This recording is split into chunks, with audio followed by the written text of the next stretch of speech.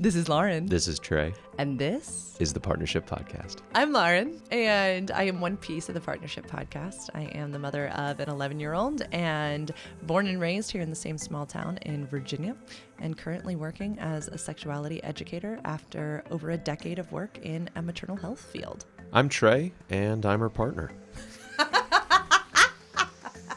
On this episode of the podcast, we talk about our why. This is our very first one that we're doing, and we talk about why we're going to start this, and what our hopes are, and what our goals are, and what we can give to our viewers, and we hope you enjoy. Anyway. Good morning, baby. Good morning, my love. Happy Monday. Happy Monday. Let's launch this thing. Sure. And so I would love to talk about why we even feel this is an important thing to do, why it's important to us, where the idea came from,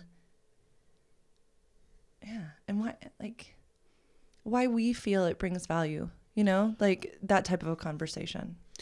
We have awesome conversations, and then we kept saying, we wish we could record this, we wish we could put this out there, when we're talking about coming up with solutions to problems, if we're talking about certain things that upset one of us, if we're just having our couples conversations and working through stuff. So it was one of those things. And then when you wanted to go out on your own and start your business and your practice, it was a way to, put you out there and then, bring you to people that need your help. You know what I've been thinking a lot about recently too is in so many of our conversations, we have gotten to this point where we've said, oh my gosh, I wish we had more examples of folks working through conversations like this, because it's not pretty, right? I do think we do a beautiful job of respecting one another and owning our shit during it. But there's a lot of it that's really uncomfortable, especially to my psyche, like how I'm built, my performative aspect, right? I want to do everything the best way. Sure. All the time I want to achieve some level. And throughout our entire partnership, you've been able to allow me to exist in a container that doesn't have to be polished or perfect. I've failed you. I've messed up. I've stumbled because I'm human, right? Right back at you. And our conversations have been healing and helpful and downright awkward sometimes, and downright not finessed, right? They haven't been finessed. And I've never seen that, right? You read a book on partnership and all it does is tell you how to do it the right way. Cool. Okay. So one of your whys is this isn't theory. This is our applicable. This is the stuff that we apply to our everyday lives. This isn't theory. This isn't a book. We're not learning how to swim by reading about it. Okay, cool. And I've just thought of this recently, but it's just coming to me that yes, I do have a flourishing business right now that I'm in love with doing, right? But it's even more of that again. It's more of me saying to clients and students, this is how to do this the best way. And I think that's beautiful and valuable and good, and it's not the full color spectrum of who I am. I also am a person in a partnership struggling in my own way to put these very things into practice. We don't have all the answers. And then this is the way that we do it. And if this is helpful to you, great. If it's not, that's okay too. If literally you learn from our mistake. If literally you're like, oh, wow, I'll never say that to my partner, because in real time, I watched Lauren and Trey have this massive miscommunication. Sure. We've watched some of our tape back and we're like, whoa. Yeah. Because it's a learning experience, right? And I don't know, just recently I've been like, that's so valuable and so humanizing to let my clients and students know I may have these theories. I may read books like they're going out of style, and yet applying them in practicality to partnership with our childhood wounds, with all the stress, overwhelm, and trauma that's going on in the world. It's hard. It can be fun. It can be really fun. This is not a miserable going on that we have. No. But we have our bumps. Of course. We do. One of my whys is I want to capture some real, genuine, honest stuff. And I want some real conversations that aren't refined. And why is that valuable to you? What's the benefit in that? Like Devil's realism. advocate. Why? You know, movies have an editing process. Sure. Why is that beneficial to you? If we're having an honest conversation and if we're honestly working through things, I just think it's super valuable. And then like with the camera version of this, I don't edit it. And then say with the audio version, say I'll tighten up our pauses. Sometimes we'll pause and we'll think, but that's about it.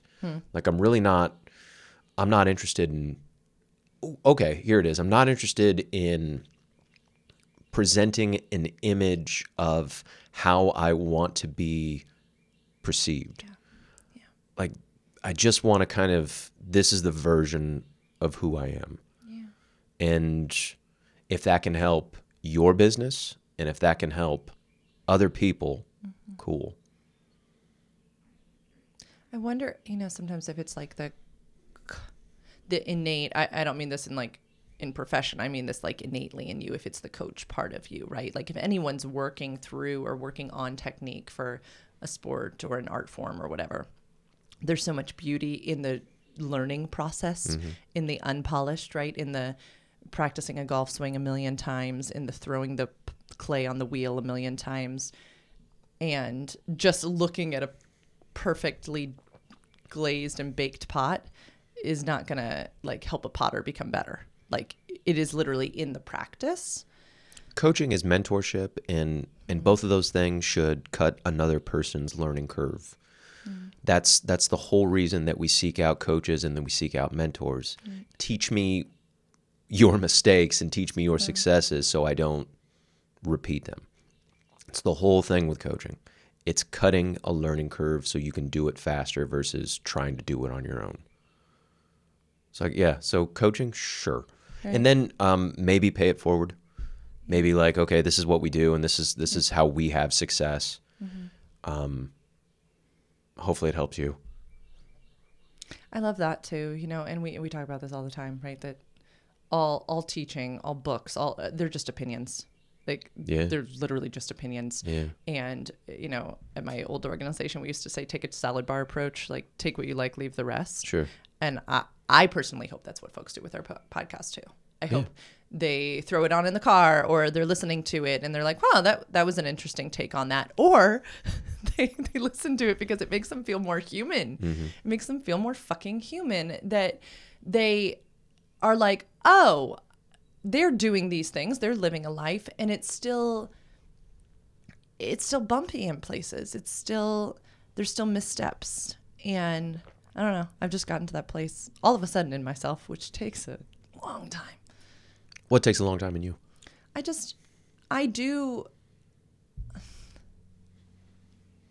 love to teach, right? So if you love to coach, I love to teach.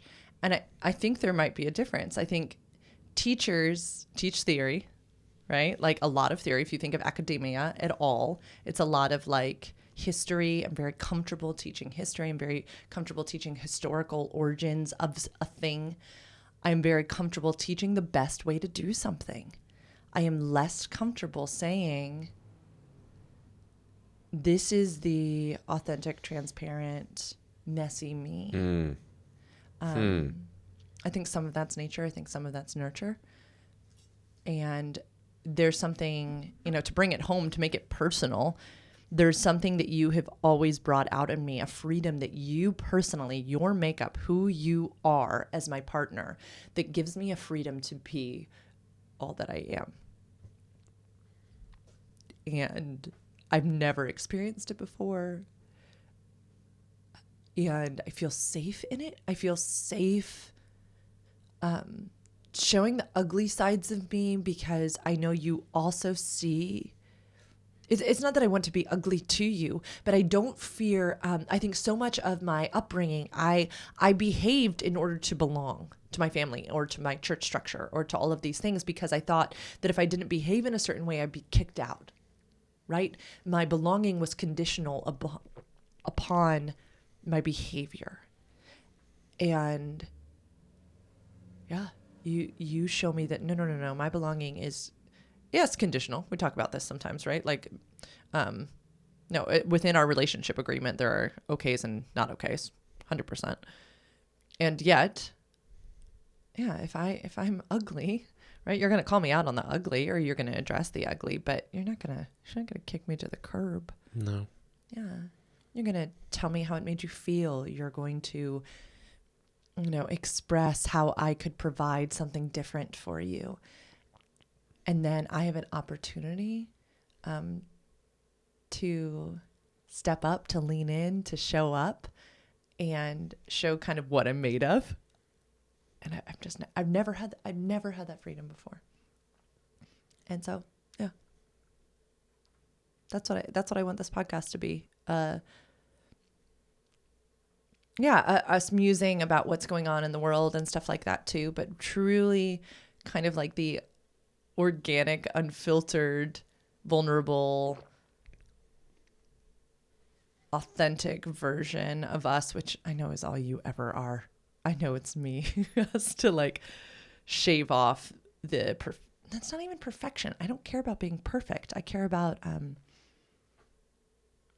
presentation. We all do. We all care about presentation. We all do, honey. Yeah. What do you think, my love, is unique about our partnership? Like, why are you in this partnership with me? I think this would be a good thing for our intro. Oh, well, I mean, it's easy for me where it's, I met my dream woman, where you check so many things off of my list that I was like, wow, I need to live life with this person. And then I felt like I knew you for a very long time when I first met you, when we first had our very first conversation over the phone. So then it was, I'd rather do life with her than without her. And so and then just kind of figure out the rest.